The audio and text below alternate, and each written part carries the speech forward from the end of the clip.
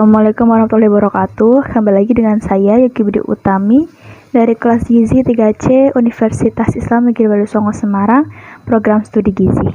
Pada video kali ini dibuat untuk memenuhi tugas praktikum penilaian status gizi yang diampu oleh Ibu Pradipta Kurniasanti. Pada video kali ini kita akan membahas tentang KMS, yaitu cara mengisi dan cara membaca KMS. Sebelumnya kita harus tahu apa itu KMS. KMS itu adalah Kartu Menuju Sehat. Kartu ini memuat data pertumbuhan dan beberapa informasi lain tentang perkembangan anak yang dicatat setiap bulannya dari hari lahir sampai umur 5 tahun atau 60 bulan. KMS ini menggunakan indeks antropometri berat badan menurut umur. Untuk KMS ini berfungsi sebagai yang pertama untuk alat pemantau pertumbuhan anak, kemudian catatan pelayanan kesehatan anak, dan sebagai alat edukasi untuk ibu. Walaupun KMS ini digunakan sebagai alat pemantau pertumbuhan anak, KMS ini tidak bisa digunakan sebagai alat untuk menilai atau menentukan status gizi pada anak. Namun, dengan adanya KMS ini, gangguan pertumbuhan atau kelebihan gizi atau kekurangan gizi yang terjadi pada anak dapat diketahui secara dini dan dapat dilakukan tindakan pencegahan lebih lanjut untuk meminimalisir resiko yang lebih besar atau dampak yang lebih besar.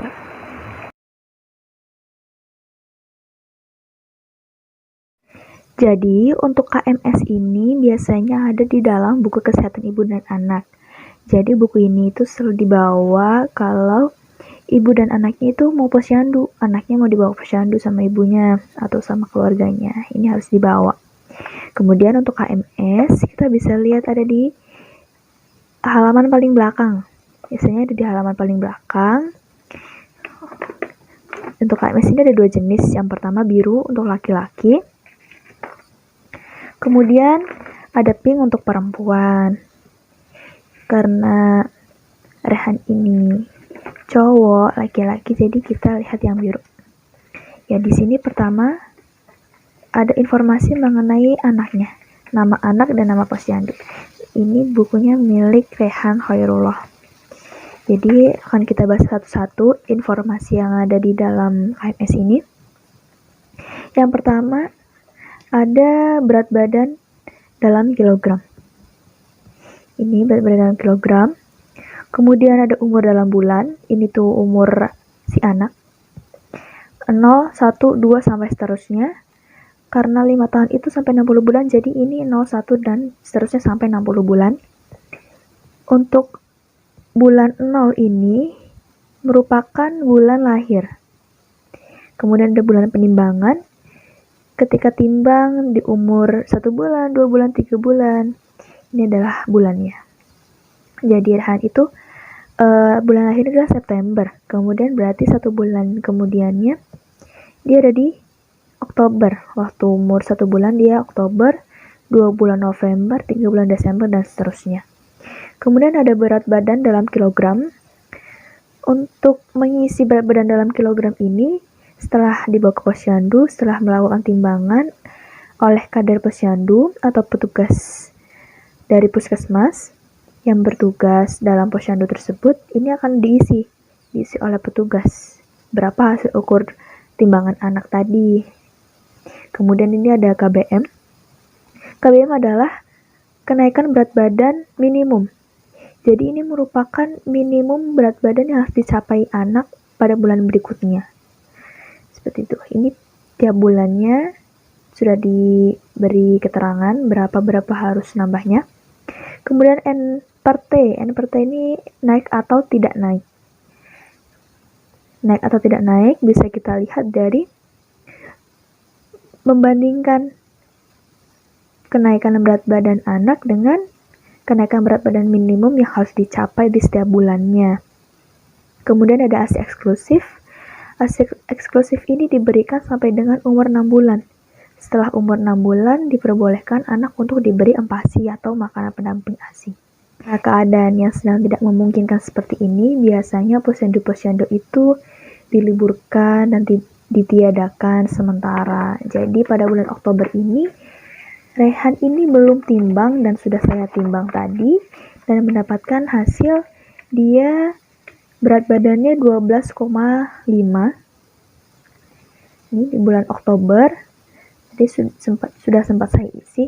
Jadi setelah kita timbang anak, kemudian sebelumnya kita harus mengisi dulu bulan penimbangannya. Bulan apa? Pada saat dia berumur 37 bulan. Setelah kita isi di bulan, kemudian kita timbang, kita mendapatkan hasil 12,5. Sebelumnya kita tulis di sini dulu 12,5. Kemudian setelah itu baru kita titik. Kita kasih titik di garis sini. Saat 37 bulan, pada bulan Oktober, ini garisnya, kita ambil 12. 12 adalah di sini. Kemudian koma 5-nya 1, 2, 3, 4, 5 di sini. 12,5. Untuk tahu perkembangan Rehan itu seperti apa, kita lihat dulu bulan sebelumnya. Pada bulan September ini Rehan beratnya 12,4, sedangkan KBM-nya itu harusnya naik 200 gram. Namun dari 12,4 hingga 12,5 hanya naik 100 gram. Jadi dapat kita simpulkan bahwa dalam kolom N per T ini kita tulis tidak naik. Untuk mengetahui naik tidak naiknya, di sini sudah diberi keterangan. Naik, grafik berat badan mengikuti garis pertumbuhan atau kenaikan berat badan sama dengan kenaikan berat badan minimum atau lebih. Sedangkan tidak naik, grafik berat badan mendatar atau menurun memotong garis pertumbuhan di bawahnya atau kenaikan berat badan kurang dari KBM. Kemudian, untuk keterangan lainnya juga ada ini. Jika anak tidak naik selama 2 kali berturut-turut atau BGM, itu harus dirujuk ke petugas kesehatan atau ke fasilitas kesehatan yang lebih memadai, seperti ke puskesmas atau ke rumah sakit. Kemudian kita akan membahas grafik yang di sini kita lihat ada warna hijau muda dan kuning. Untuk hijau, secara umum untuk warna hijau ini merupakan batas aman di mana pertumbuhan anak itu masih dalam kategori normal. Dan ketika sudah sampai pada daerah warna kuning, bisa dikatakan pertumbuhan anak itu dalam keadaan warning atau tidak normal atau berisiko kurus atau gemuk. Jika ke bawah itu berisiko kurus, jika ke atas berisiko gemuk.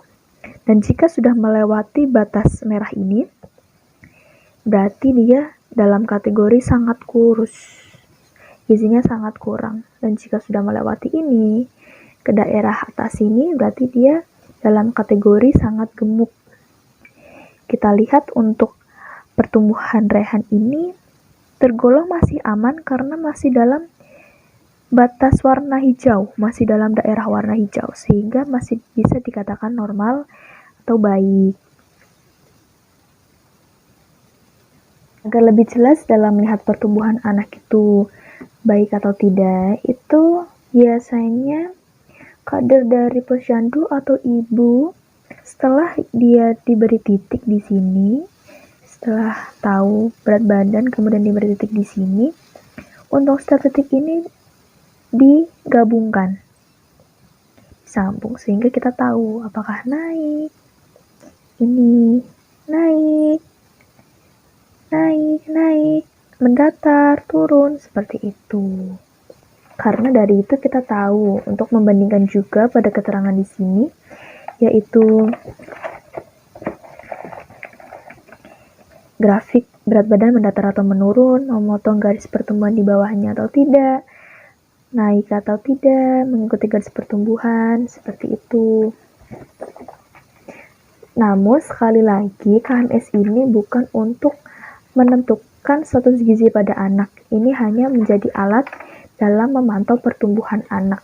Apakah pertumbuhan anak itu baik, normal, secara umum, atau tidak normal. Karena dia sakit, dia nafsu makannya berkurang, seperti itu. Dan biasanya saat penimbangan, kadar posyandu juga menanyakan saat anak itu berada dalam statusnya turun terus, berat badan turun terus, di sini turun, itu biasanya ditanyakan oleh kadar posyandu, apakah anak ini habis sakit, demam, diare, dan semacamnya.